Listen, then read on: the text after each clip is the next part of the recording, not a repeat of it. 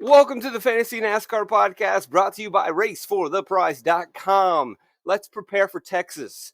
This is a week where you need to do early week research, trends, patterns. Why is Texas unique? I've got you covered today. We'll go over that. But first, remember, racefortheprize.com is where you get access to the Fantasy NASCAR spreadsheet, the data and the trends and the patterns that you're going to need to be aware of before you just start tailing picks that you see this weekend. You're going to know how to differentiate with the sheet and with my podcast here. And I tell you what, because we're growing and we're disrupting the market share's flooding this way. It's getting exciting. I'm really excited for you to be a part of this and everyone that's coming over to this channel. If you haven't got the sheet already, how about $20 for the rest of the month? Racefortheprize.com, PayPal, Venmo, Cash App. Jump in on this. You can see last year's race. First thing that's going to stick out at you is Kyle Larson. Scores a lot of points, but does not get the finish. Texas is wild. There's your warning right away. You need to know this. We are preparing for the unpreparable, but we can get a general idea so that we can differentiate and understand what drivers to pick. And I say unpreparable because there's some things that we can't really lean on. We've only had one intermediate track race this year at Las Vegas, and it's not comparable at all. Vegas is a wide track. It's much safer on restarts. Multiple grooves form. You get long runs. You can go all over the place. Texas, you can't do that. Texas never widens out. And when you think there's a groove forming, it's not, and then you're into the wall. Restarts are hairy. In the run, your car will get loose. At best, you lose 3 or 4 spots, and then there goes your pick just because he missed his mark. At worst, dirty air, side by side, slightly out of the groove at Texas, you're in the wall, that guy's done. Attrition matters, restarts matter. It doesn't often come down to the best driver. You're going to see drivers with average finishing positions or average running positions in the 20s that finish in the top 10. Now, we have a small data set, but Texas has been this way for a while, and it's been exacerbated in the next generation package. It's going to be hairy, and as you can see with Kyle Larson, 38 fast lap points, 24 laps led points. Does not get to finish. Restart takes him out. Restarts take everyone out. In the pack, the leaders.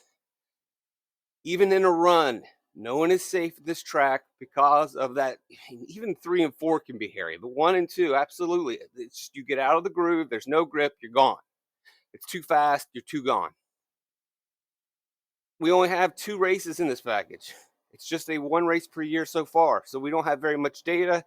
But again, like I said, we can see in the past, Texas gets pretty crazy. Wrecks everywhere, restarts matter. And when we have wrecks everywhere and restarts matter, and you are anticipating short runs because of the chaos, then you go no tire, you go 2 tire. That opens those drivers in the 20s to play strategy and hope they get the sequencing correct, and the cautions fall where they fall, and they just don't mess up on a restart, and all of a sudden they get a solid finish. And we'll go over the 2 races where we have seen that, so that's absolutely going to affect your value. As far as your elite drivers, they are who you would expect them to be. The only issue, though, is that if we get a lot of restarts, pit strategy, then the best cars are not necessarily going to lead a lot of laps or run a lot of fast laps. We could see it spread out a lot.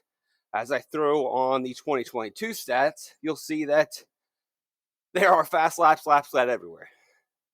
You start breaking the race into a bunch of different sequences with different strategies, with good cars spinning, wrecking. It goes all over the place. Now you'll point, well, Kyle Larson tended to get a bunch of points. That wasn't really spread out. And the way it fortunately played out for Larson is he is Larson to begin with.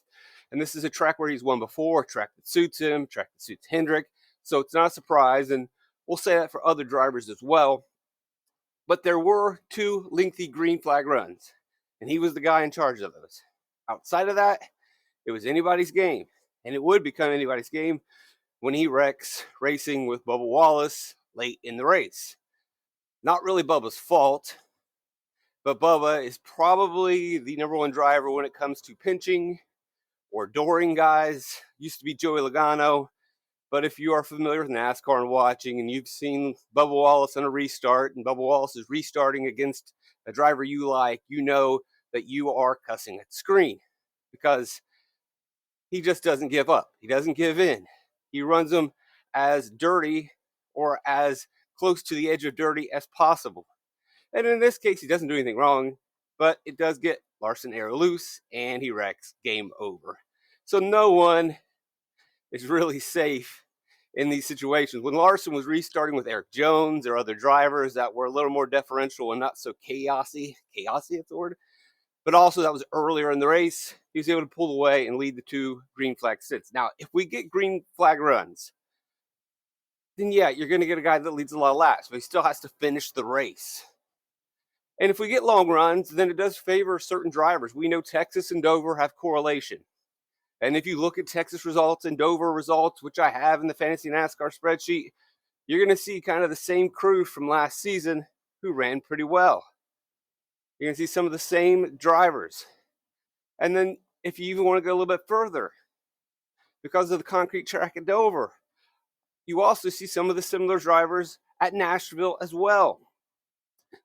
And while that data is interesting and important, it may help us find our hog or dominator or our lap leader. And I encourage you to look through it at the Fantasy NASCAR spreadsheet at racefortheprize.com. Hey, like, subscribe, share these videos.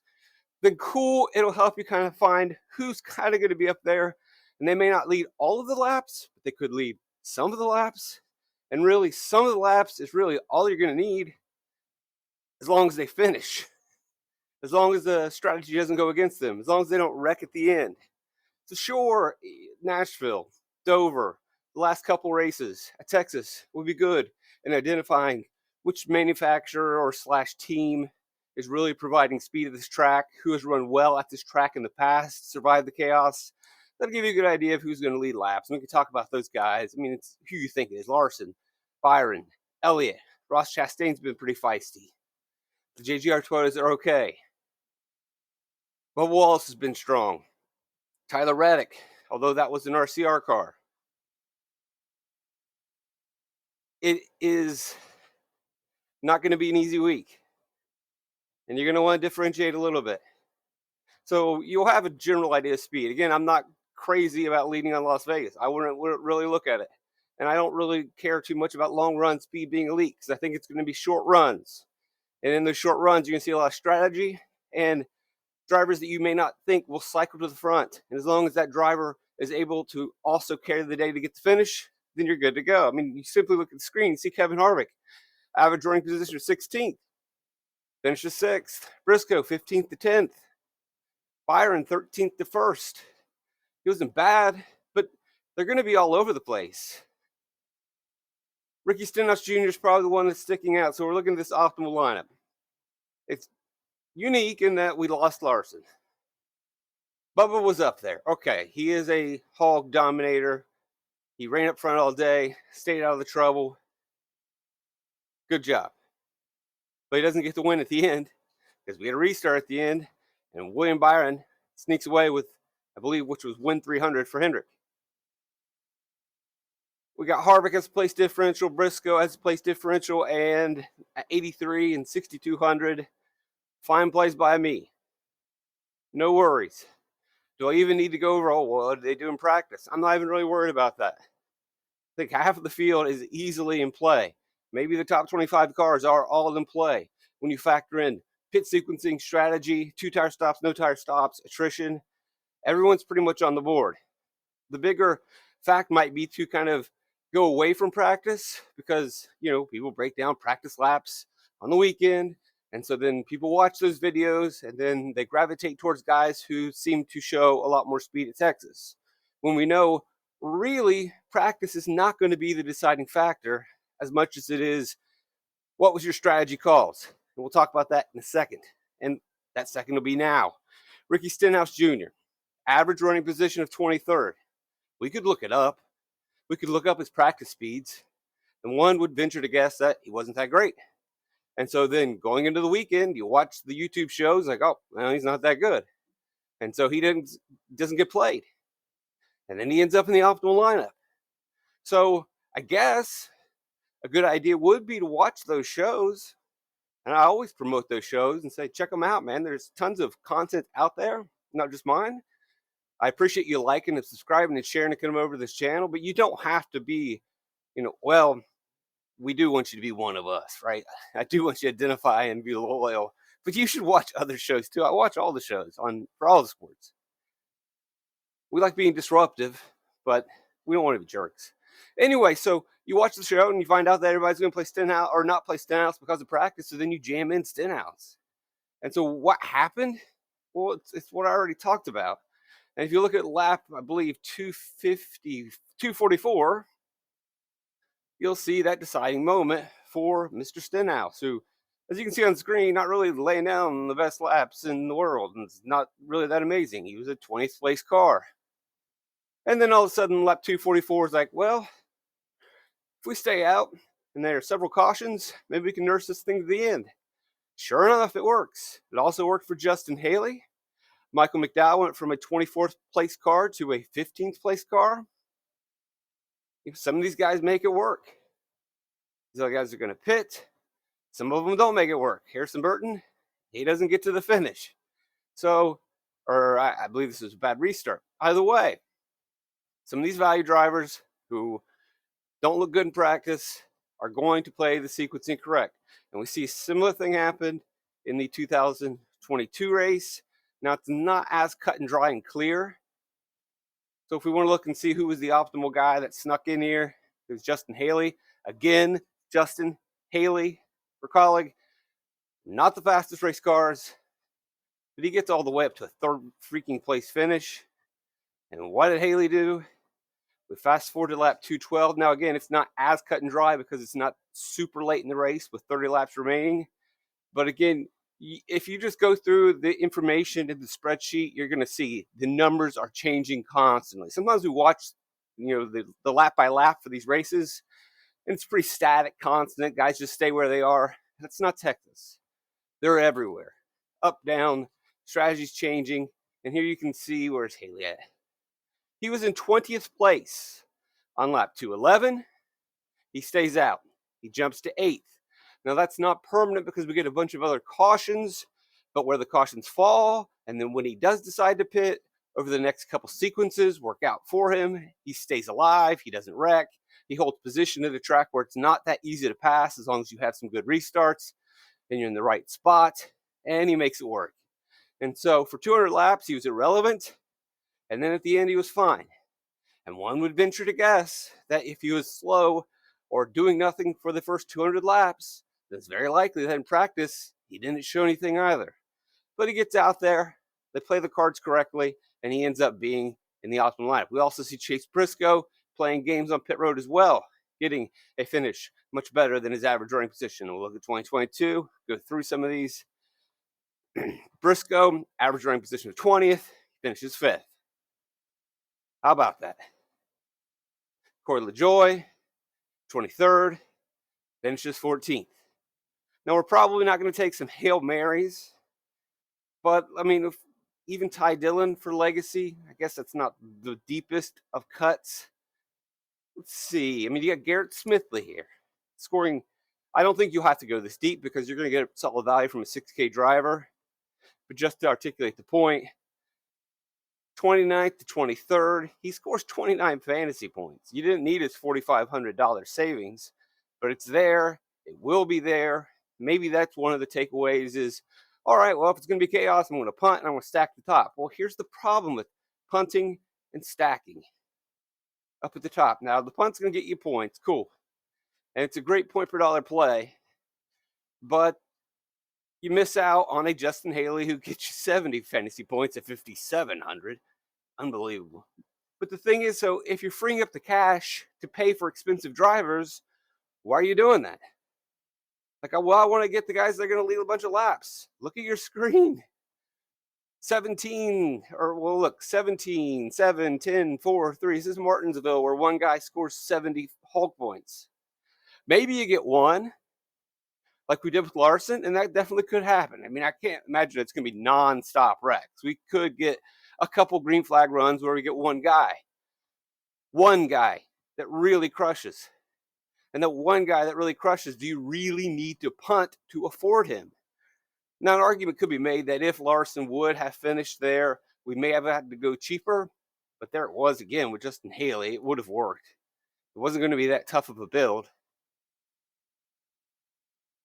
So I'm not going to say you don't completely need to punt with a super duper low guy, but if we get underpriced 5K drivers like a Justin Haley at 5,900 and a colored car, yeah, that's fine. It's not a super duper crazy out of this world punt. Do I really want to go back to the absolute back markers in the 2024 season that are not doing anything? I don't believe you're going to need to, because I don't believe you're going to need money to spend up to get a bunch of dominator hog points, unless, of course, we get really good drivers starting in the back. Then, yeah, it will open that up, and we will absolutely chase the place differential. But again, you don't really have to, because the assumption is, like right here, it worked for Byron. The assumption is, well, he's a really good race car driver. He's going to finish up front. This seems like a safe place differential play. That's typically our practice of why we chase expensive drivers in the back, because they tend to finish up front. So it's safe place differential. That's the case at most tracks. But there really isn't safe place differential in this race. If we're going to get a bunch of restarts at the end, even if that driver doesn't wreck, they could simply, easily go from, all right, William Byron's a top 5 driver. He's going to get that safe top 5. And then the cautions happen at the end, and then he slides back to 10th, and then all of a sudden you overpaid for that place differential, and it wasn't safe after all, because Texas is Texas. So again, if you are taking that extreme punt, or you're really trying to save at the bottom to pay up for place differential or hogs, there's really not any safety in that. You can get a Kevin Harvick at 83, and I'm sure he probably wasn't that fast in practice. You can find other guys that can get place differential. Now, yeah, their probability of getting top 5 isn't as high as a William Byron, but I don't think the degree of difference is that much for a Texas race. If it were Las Vegas or a more normal intermediate track, then yeah, you're going to want to chase place differential with guys that are experiencing success in the past at this track or in current form version. But here, you can get a little weird, and I would encourage people to get a little weird. I would encourage people to do the opposite of the picks that they are being told to follow. Not lean into practice. I know, obviously, I will give you all that practice information that you want, and you can use it to make your picks, and you can also use it to differentiate with your picks. And again, if you want to spend up for guys that are going to lead a bunch of laps, yeah, it could be one, but I don't expect to spend a lot of money trying to get, I need 2, 3, 4 hogs. You can spend as much as you want for drivers that are going to finish up front, but I wouldn't expect there to be this safe, secure, this guy is going to lead all the laps. I'm just not anticipating that whatsoever, given the nature of this race. So that should do it for our Texas prep. And what is our Texas prep? Expect the unpreppable, or start going in a different direction. There's going to be a bunch of restart wrecks. Watch the highlights on YouTube. And the highlights are nothing but spin out wrecks, crashes all throughout, nonstop. And that's really across every series. We'll talk about that in the Truck podcast and the Xfinity podcast. And that similar theme is going to carry through. Of course, at the end of the day, the drivers that probably are going to win won't be much of a surprise in this package. And I expect it to be drivers from Texas in the past, Dover in the past, Nashville in the past. The teams that have been setting up at those tracks seem to have a correlative success rate. And they would be the guys that I kind of want to spend money on and hope will get more fast laps or laps led than other drivers. And those are the drivers that I do have excitement about chasing place differential for, but I'm not 100% invested in that because, again, those drivers aren't as safe as we would normally expect. And so it is kind of a reset, a framing your mind a little differently. That's why this podcast is being presented the way that it is, because you really need to prepare in a different manner. We're not looking at Las Vegas. It just doesn't work that way. We're looking at Texas as its own beast. And this is a week where it's not Daytona or Talladega or a road course, but it does have a little bit of that flair, a little bit of that spice because of the cautions, because of the restarts, because of the attrition. And when that's the case, yeah, you are chasing place differential to an extent, more so.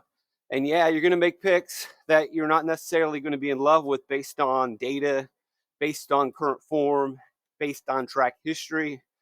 But you just got to tell yourself it's a good pick based on the way that the actual racing plays out, by watching the races with your eyes, by understanding how the Texas race works. This is a race that really benefits watching races and knowing racing. And if you're one of those guys and you're one of us and you just love doing this, you love racing, then this is going to be a fun week and you won't be disappointed and you won't be cursing. So again, I'm always really thankful that you guys have chosen to watch these videos and be a part of this channel and this movement and this thing that's happening. And you do it because Spreadsheet makes it easy. The podcast makes it easy. I save you time. I'm quick. I'm to the point. I'm not rambling.